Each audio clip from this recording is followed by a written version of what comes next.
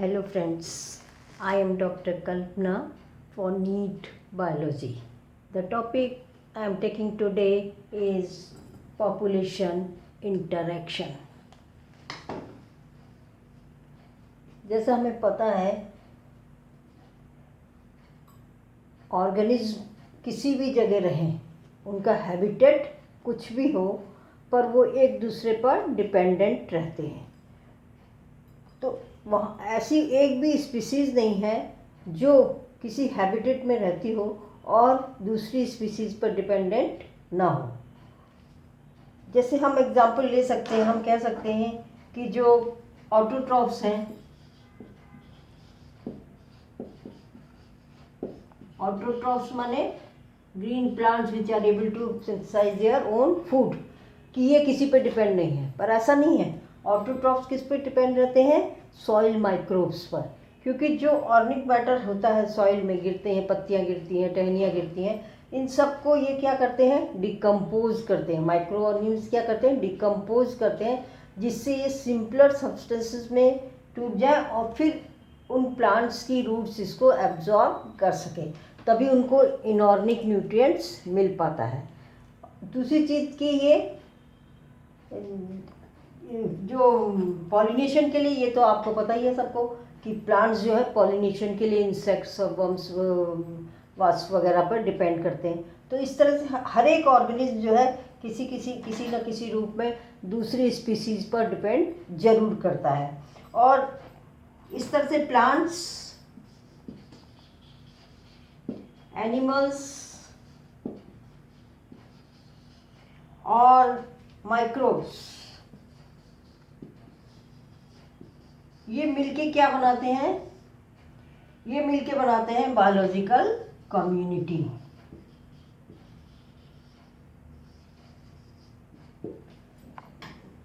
Biological community बनाते हैं। Plants की पॉपुलेशन, एनिमल्स की पॉपुलेशन और माइक्रोब्स की पॉपुलेशन मिलके उस जगह की कम्युनिटी ये बनाते हैं। और इस कम्युनिटी में ये जो इनके प्लांट्स, एनिमल्स और माइक्रोब्स हैं, ये एक दूसरे पर डिपेंडेंट जरूर रहते हैं। ये जरूरी नहीं है कि सबको फ़ायदा ही हो, नुकसान भी हो सकता है किसी को इस इंटरेक्शन में, किसी को फ़ायदा भी हो सकता है, या किसी को कुछ भी अंतर नहीं पड़ सकता है, इस तरह का भी इंटरेक्शन हो सकता है। तो इस इंटरेक्शन के हिसाब से ये जो कम्युनिटी है, इनमें तीन तरह के 6 टाइप्स के इंटरेक्शन हो सकते हैं। पहला हम लेते हैं जैसे म्यूचुअलिज्म।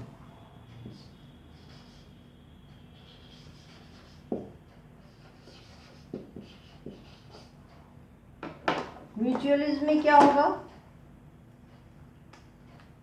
इससे पहले हम ये बता दें कि इंटरेक्शन में, जब भी पॉपुलेशन में इंटरेक्शन होगा तो या तो किसी पॉपुलेशन के लिए क्या हो सकता है? बेनिफिशियल हो सकता है, जिसको हम किससे शो करेंगे? प्लस साइन से। या उसके लिए क्या हो सकता है? नुकसानदायक हो सकता है, जिसको हम कैसे शो करेंगे? माइनस साइन से शो करेंगे। या न्यूट्रल हो सकता है, उसको ना तो नुकसान होगा और ना फायदा होगा, जिसको हम किससे शो करते हैं? जीरो से शो करते हैं। तो ये प्लस माइनस और जीरो साइन बहुत इंपॉर्टेंट है, इस पे क्वेश्चन बहुत आते हैं। तब इसमें यदि कॉम्बिनेशन हम बनाएं तो सबसे पहला कॉम्बिनेशन क्या आता है? म्यूचुअलिज्म। इसमें क्या होता है? एक पार्टनर को तो फायदा होगा और दूसरे पार्टनर को भी क्या होगा? फायदा होगा। परस्पर आपस में ये एक दूसरे का फायदा करेंगे। फिर इसके बाद आता है कंपटीशन। कंपटीशन है तो क्या होगा? उसी रिसोर्स के लिए दोनों में क्या रहेगा? कंपटीशन रहेगा। मतलब एक के होने से दूसरे को क्या होगा? नुकसान होगा। इसका मतलब ये माइनस माइनस। फिर आता है प्रीडेशन। प्रीडेशन माने शिकार करना।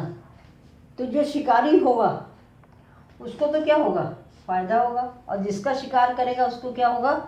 नुकसान होगा। ये प्लस और माइनस साइन बहुत इंपॉर्टेंट है। प्रीडेशन का ये साइन जो है, ये 2020 में क्वेश्चन पूछा गया था कि कौन सा इसका साइन होता है।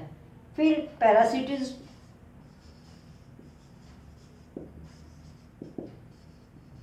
पैरासिटिज्म में जानते हो पैरासाइट और होस्ट होता है। पैरासाइट तो फायदा लेता है और होस्ट क्या क्या करता है, उसको नुकसान होता है। तो पैरासाइट तो अपना फायदा उठाएगा और होस्ट को ये नुकसान होता है।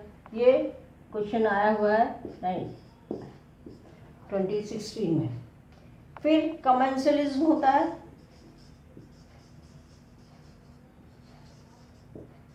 कमेंसलिज्म में क्या होता है, एक पार्टनर तो फायदा उठाता है लेकिन दूसरे पार्टनर को ना तो नुकसान होता है और ना फायदा होता है। मतलब एक को तो प्लस हो गया, दूसरे को क्या हो गया, जीरो हो गया।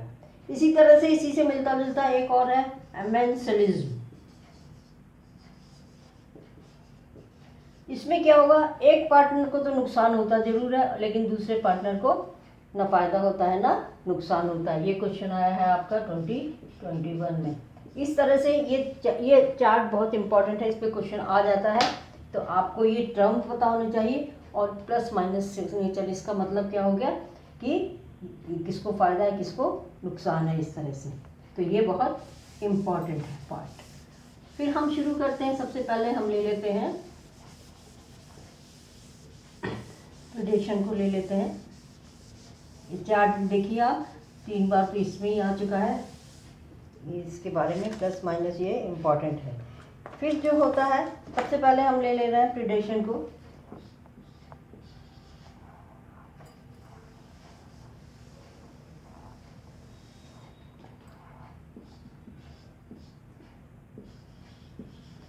प्रेडेशन माने शिकार करना। एक शिकार होगा, एक शिकारी होगा। तो शिकारी जो होगा उसको तो फायदा हो गया और जो शिकार होगा उसको नुकसान हो गया। तो ये तो प्रेडेशन का होगा। इसका सबसे अच्छा एग्जाम्पल क्या है, हर्बीवोर्स। हर्बीवोर्स क्या होते हैं, जो प्लांट या प्लांट प्रोडक्ट्स पर डिपेंड करते हैं अपने भोजन के लिए। तो जो भी मान लीजिए इंसेक्ट्स हैं, वो इंसेक्ट्स प्लांट्स खा रहे हैं, इसका मतलब इंसेक्ट्स क्या हो गए, प्रेडेटर हो गए। और हर्ब्स जो प्लांट्स हैं वो क्या हो गए, इनके प्रे हो गए। तो ये हर्बीवोर्स, ये क्वेश्चन आया हुआ है आपका 2020 में कि हर्बीवोर्स क्या होते हैं। हर्बीवोर क्या होते हैं, प्रेडेटर्स होते हैं। या ये कौन सा इंटरेक्शन शो करते हैं, प्रेडेशन वाला इंटरेक्शन। इसी तरह से स्पैरो जो होती है, चिड़िया,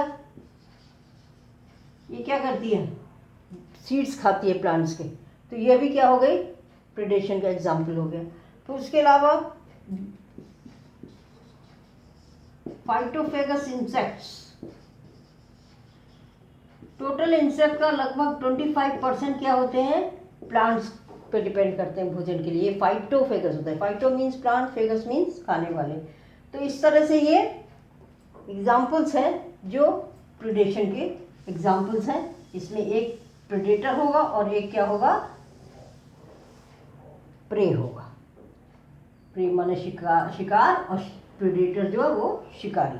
अब ऐसा नहीं है कि प्रे और प्रेडेशन, इनका इंटर रिलेशन जो है ये इकोसिस्टम को कोई फ़ायदा नहीं देता, ऐसा नहीं है। ये बहुत इंपॉर्टेंट क्वेश्चन भी आया है इस पर, बहुत अच्छा। और ये है क्या, प्रेडेशन होने से क्या फ़ायदा है, एक ऑर्गेनिज्म दूसरे ऑर्गेनिज्म को खा रहा है, उससे क्या फ़ायदा होगा। पहली चीज़ तो सबसे इम्पॉर्टेंट चीज़ क्या है कि ये एनर्जी ट्रांसफ़र कर रहे हैं।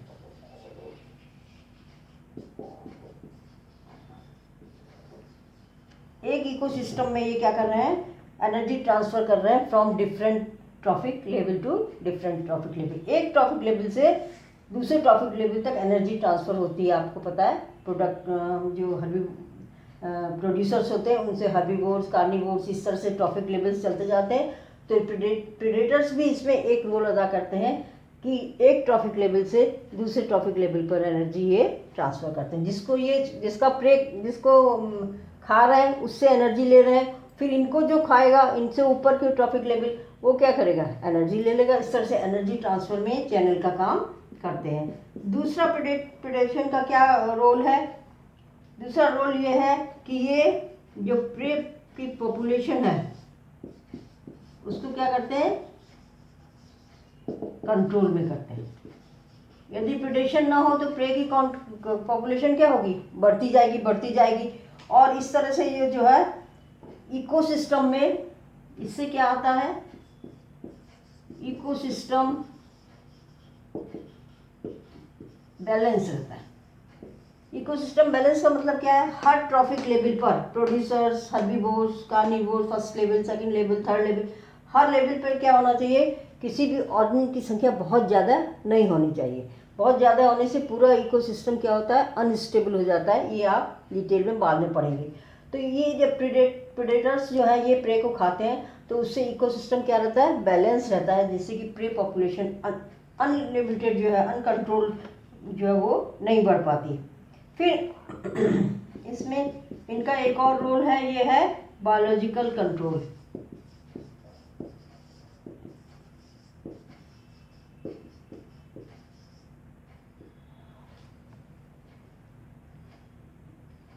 इंसेक्ट्स को तो खाते ही हैं, ये बायोलॉजिकल कंट्रोल कर रहे हैं, लेकिन ये कुछ तो प्लांट्स को भी ये कंट्रोल करने में काम आते हैं। हम केमिकल कंट्रोल, इंसेक्टिसाइड यूज़ करते हैं, पेस्टिसाइड यूज़ करते हैं, ये सब क्या है, केमिकल कंट्रोल। लेकिन बायोलॉजिकल कंट्रोल में हम क्या करेंगे, लिविंग ऑर्गेनिज्म यूज़ करेंगे कंट्रोल करने के लिए।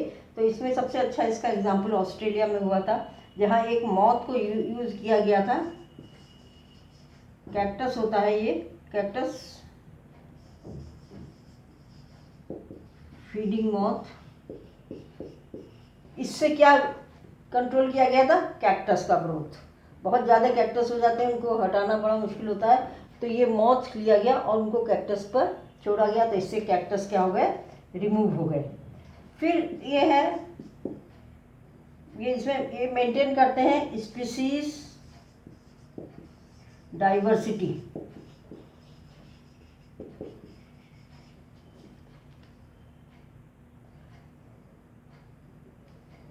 डाइवर्सिटी माने विभिन्न प्रकार, कई तरह की स्पीसीज हो जाती हैं। कैसे कि यदि मान लो ये प्रेडेशन का काम नहीं करें तो जो इनका प्रे है उसी की स्पीसीज बढ़ती, वही बढ़ती चली जाएगी और स्पीसीज नहीं बढ़ेंगी। तो ये जो है क्या करती हैं कि ये स्पीसीज डाइवर्सिटी को मेंटेन करती हैं। कैसे, by reducing the intensity of competition among competing prey species. जो कंपटीशन है उसको ये रिड्यूस कर देती हैं और उससे क्या होता है कि स्पीसीज डाइवर्सिटी बढ़ जाती है, क्योंकि जो प्रे स्पीसीज है उनमें कंपटीशन कम हो गया। तो इसका मतलब क्या हो गया कि एक ही तरह की स्पीसीज नहीं ग्रो करेगी, वहाँ कई तरह की स्पीसीज ग्रो करेंगी। फिर जो है क्या होता है कभी कभी कि प्रेडेशन इतना ज़्यादा हो गया, उससे क्या हो गया, प्रे क्या हो गए, एक्सटिंक्ट हो गए। लेकिन यदि प्रे एक्सटिंक्ट हो जाएंगे तो क्या होगा, जो प्रीडेटर है वो भी क्या होंगे, क्योंकि उनको खाने को नहीं मिलेगा। तो इस तरह से ये एक्सटिंक्शन होता जाता है इनका।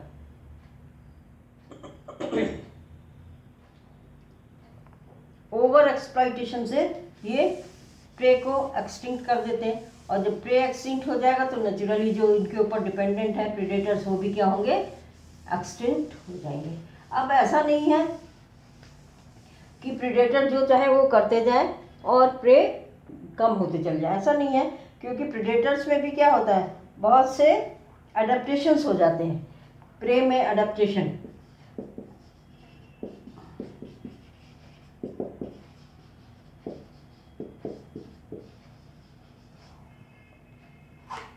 किस लिए अडेप्टेशन हो जाते हैं कि इनको प्रीडेटर्स देख ना सकें, इनको खा ना सकें, तो इस तरह के अडेप्टेशंस होते हैं। इसमें सबसे इम्पोर्टेंट जो अडेप्टेशन है उसको क्या कहते हैं, कैमोफ्लेज।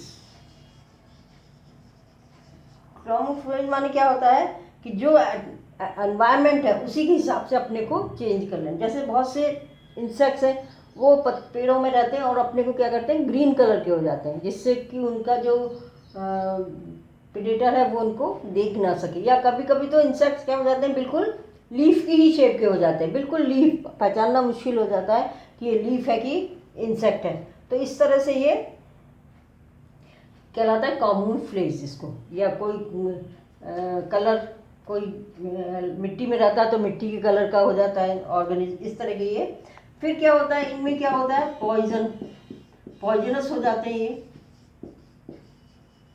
जिससे कि प्रेडेटर इसको खा ना सके। जैसे कि कैलोट्रोपिस, मदार, कैलोट्रोपिस जो है इसको, मदार का पेड़ है ये, पौधा है, इसको कैटल या गोट बकरियां नहीं खाती हैं। क्यों नहीं खाती हैं? क्योंकि इसमें पॉइजनस सब्सटेंस होता है। इसी तरह से कुछ जो हैं बटरफ्लाई हैं, बटरफ्लाई भी क्या करती हैं, जब ये कैटरपिलर के फॉर्म में होती है तब ये पॉइजनस वीट को ऊपर फीड करती हैं और बाद में इनके अंदर जो वो पॉइजनस सब्सटेंस है वो इनको टेस्टलेस बना देता है, इसलिए फिर इनके प्रेडेटर्स इनको नहीं खा पाते हैं। इसी तरह से जो और सब्सटेंसेस प्रोड्यूस होते हैं प्लांट्स में, जैसे निकोटीन है,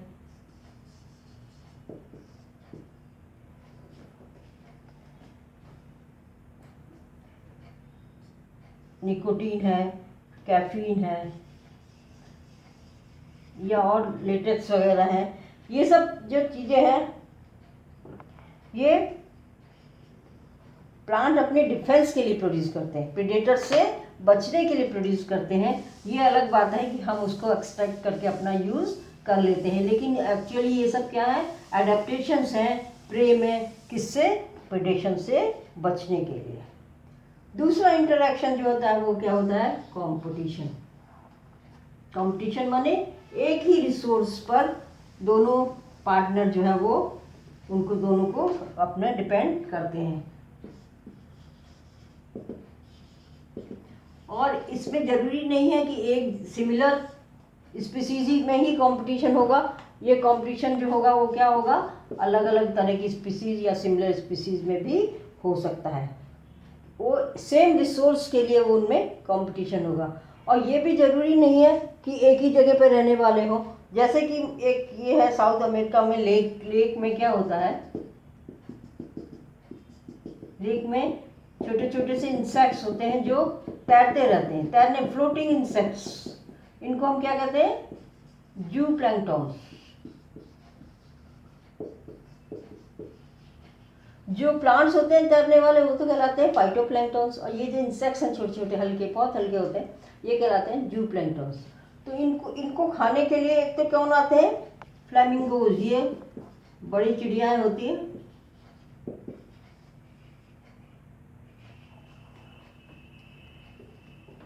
ये भी आते हैं इनको खाने के लिए। और जो यहाँ पे फिश रहती हैं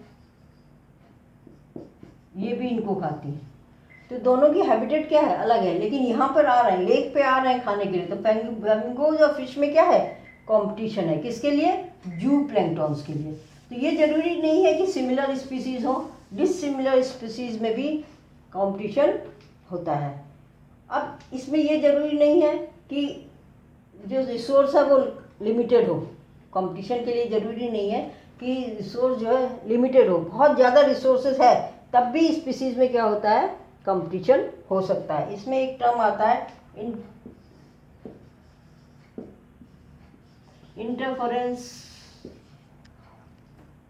इंटरफेरेंस कंपटीशन।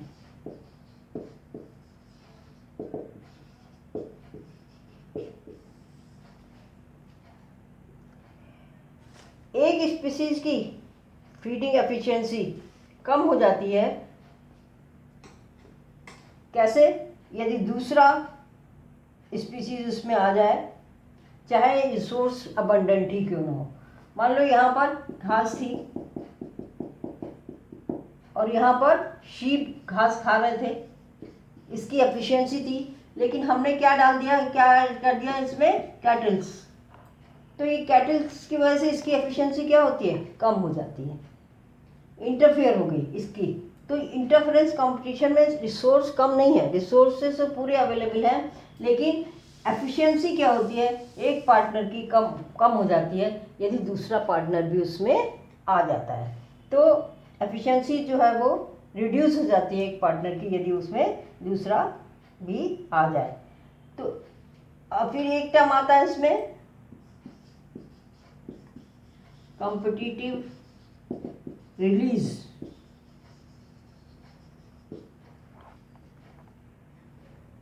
यदि हम जो कंपटीशन है उसमें जो सुपीरियर स्पीसीज है, माने जिसकी एफिशिएंसी ज़्यादा है, उसको रिमूव कर दें, तो क्या होता है कि जो छोटी, जो इन्फीरियर थी, जिसकी एफिशिएंसी कम थी, वो क्या होती है, फैल जाती है, ज़्यादा हो जाती है।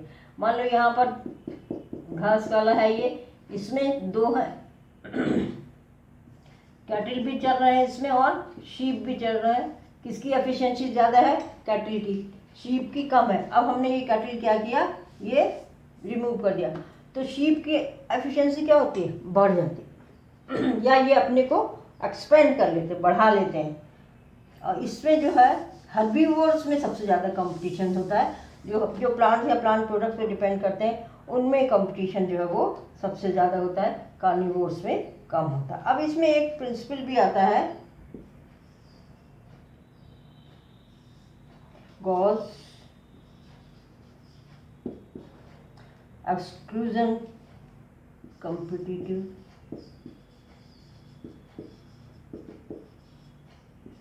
Exclusion principle. ये बहुत सिंपल है। एक्सक्लूजन माने हट जाना। क्या है? कंपटीशन से हट जाना। मतलब क्या हुआ कि यदि दो स्पीसीज एक ही जगह पर हैं, एक ही रिसोर्स पर डिपेंड कर रही हैं, तो वो बहुत लंबे समय तक कोएग्जिस्ट नहीं कर सकती, साथ साथ नहीं रह सकती। क्या होगा? उसमें से एक जरूर क्या होगा, अपने को हट जाएगा वहाँ से। तो closely related species competing for the same resources can not coexist indefinitely. Indefinite समय तक कोएग्जिस्ट नहीं करती हैं, and the competitively inferior one will be eliminated eventually. तो जो इंफीरियर है वो क्या होगा? एलिमिनेट हो जाएगा, अपने को एक्सक्लूड कर देगा, निकल जाएगा। ये है गॉस कॉम्पिटिटिव। फिर होता है एक बहुत इंपॉर्टेंट है, रिसोर्स पार्टीशनिंग। पार्टीशन कर लेना, इसका क्वेश्चन आया है 2021 में। रिसोर्स पार्टीशन मतलब जो रिसोर्सेज हैं, जो खाने की चीज़ें हैं, जो हमें चाहिए चीज़ें, उसको हमने क्या किया? डिवाइड कर लिया, पार्टीशन कर लिया। जैसे बहुत सी बर्ड्स होती हैं, वो पेड़ पे रहती हैं, लेकिन हर कई स्पीसीज होंगी बर्ड्स की, लेकिन सब अपना अपना भोजन करती हैं। क्यों? क्योंकि वो पार्टीशन कर देती हैं कि इतना तुम खाओ, इतना हम खाते हैं, इतना हम खाते हैं, इस तरह से। तो या तो वो अपने एरिया को बांट लें, या वो क्या करें, उनकी हैबिट चेंज हो जाती है, खाने की हैबिट जो है वो बदल जाए। तो इसको हम कहते हैं resource partnering. Species facing competition might evolve mechanism that promote coexistence rather than exclusion. They avoid competition by choosing different times for feeding or different foraging patterns. Different time of feeding भी बदल सकते हैं, या जो जिस तरह से उनके खाने की बिहेवियर है उसको बदल देते हैं। ये कहलाता है रिसोर्स पार्टीशनिंग। ये देखा गया, मैकआर्थर ये साइंटिस्ट है, इसने देखा कि एक ही पेड़ पर 5 तरह की ये वार्बलर्स थी। वार्बलर्स क्या होती हैं? छोटी चिड़ियाएँ होती हैं। एक ही पेड़ पे 5 तरह की छोटी चिड़ियाएँ रहती थी। तो वो क्या करती थी? Different zones of a tree पर फेड करती थी। तो इस तरह से ये अपना इंटरेक्शन करती हैं, और ये बहुत इम्पोर्टेंट है। फिर जो आ जाता है हमारा पैरासिटिज्म।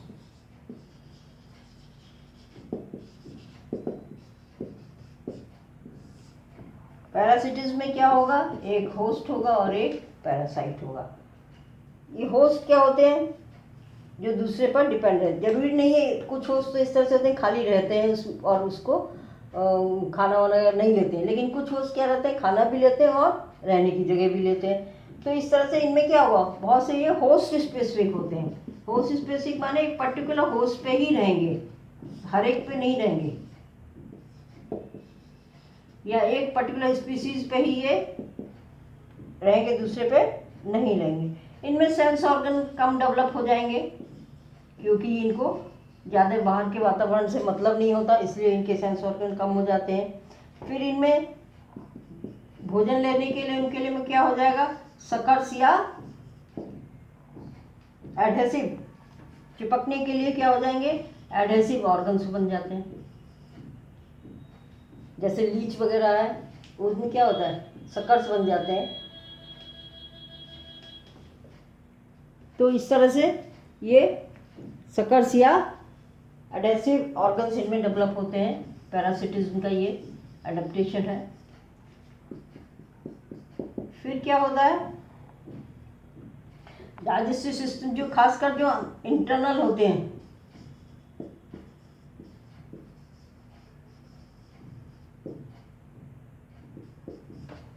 डाइजेस्टिव सिस्टम इसमें बहुत लेस डेवलप होता है। क्यों? क्योंकि इनको डाइजेस्टेड फूड ही मिलता है, खासकर इंटरनल ऑर्गन में रहने वाले। फिर इनकी जो रिप्रोडक्टिव कैपेसिटी है वो क्या हो जाती है, बहुत ज़्यादा हो जाती है। जब आसानी से रहने को मिल रहा है, खाने को मिल रहा है, तो रिप्रोडक्टिव कैपेसिटी क्या होगी, बहुत बढ़ जाती है। अपनी संख्या को ये बड़ी तेज़ी से बढ़ा लेते हैं। फिर एक ये इम्पॉर्टेंट चीज़ है कि ये एफिशिएंसी, कॉम्प्लेक्स लाइफ साइकिल हो जाता है इनका, और पूरी लाइफ साइकिल जो है इनकी वो एक से ज़्यादा होस्ट में ये होती है, इंटरमीडिएट होस्ट कहते हैं। जैसे कि मलेरिया पैरासाइट में पढ़ा है कि आधी लाइफ साइकिल उसकी मॉस्किटो में होती है, आधी लाइफ साइकिल मैन में कंप्लीट होती है और बहुत कॉम्प्लेक्स होती है।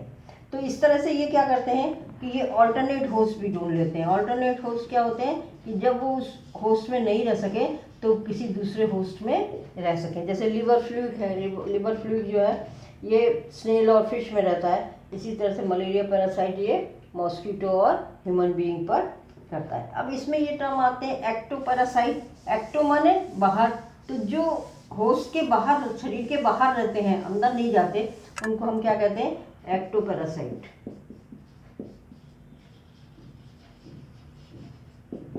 एक्टो पैरासाइट जैसे एग्जाम्पल क्या हो गए, लाइस जीव है जो हमारे रहते हैं, सिर में रहते हैं, हमारा खून चूसते हैं, या टिक्स जो जानवरों पर, कुत्ते वगैरह पर उनकी खाल से चिपके हुए होते हैं, ये टिक्स कहलाते हैं। प्लांट्स में भी है एक एक्टो पैरासाइट, कस्कुटा। कस्कुटा क्या होता है, टोटल स्टेम पैरासाइट है। ये दूसरे पौधों पर, पेड़ों पर लिपटा रहता है, पतले पतले धागे होते हैं इसके केवल, और ये दूसरे उस पर लिपटा रहता है और उन्हीं का बना बनाया खाना जो है ये लेता है। फिर है एंडोपैरासाइट।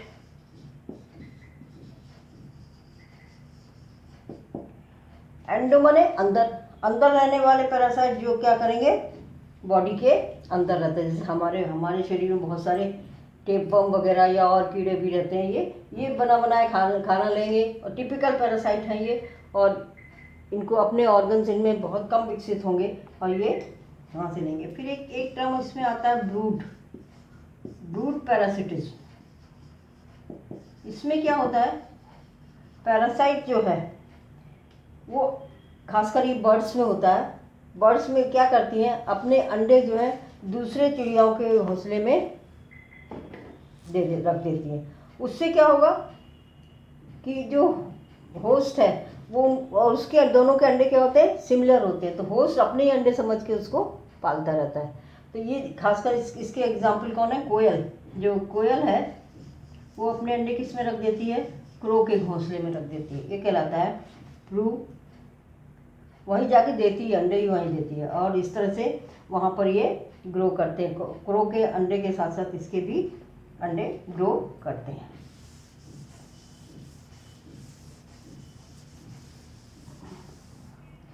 फिर हो गया कमेंसलिज्म।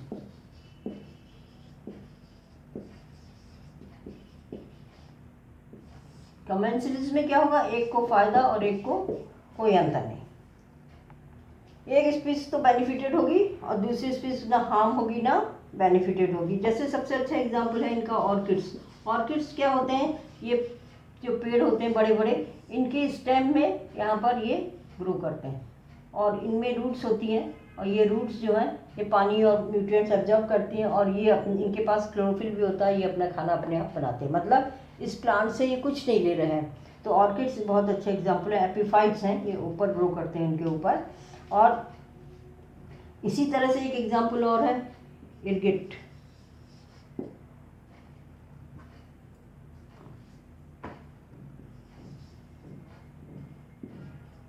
इग्रेट, ये चिड़िया होती हैं, तो बड़ी बड़ी चिड़िया होती हैं, आपने देखा होगा जहाँ गाय भैंस वगैरह घास चरती रहती हैं, वहाँ उनकी पीठ पर बैठी रहती हैं, सारस की तरह की छोटी बड़ी चिड़िया।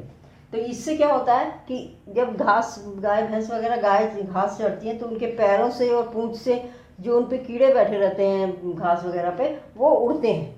तो उड़ने की वजह से ये आसानी से उनको देख लेती हैं और फिर खा लेती हैं। तो कैटल को तो कोई नुकसान नहीं हो रहा, लेकिन इनको फ़ायदा हो जाता है और ये अपने इसको खा लेती हैं। इसी तरह से सी एनिमोन होता है, उसमें यहाँ पर टेंटिकल्स होते हैं। इनके बीच में क्लाउन फिश जो है, क्लाउन फिश जो है इसके बीच में बैठी रहती है, जिससे कि इसके टेंटिकल्स से ये अपने को सुरक्षित रखती है और अपने एनिमी से। तो इसमें फिश को तो फ़ायदा हो रहा है, लेकिन सी एनिमोन को कोई नुकसान भी नहीं हो रहा और फ़ायदा भी नहीं हो रहा। तो ये तो हो गया कमेंसलिज्म। अब इसी से मिलता जुलता है अमेंसलिज्म।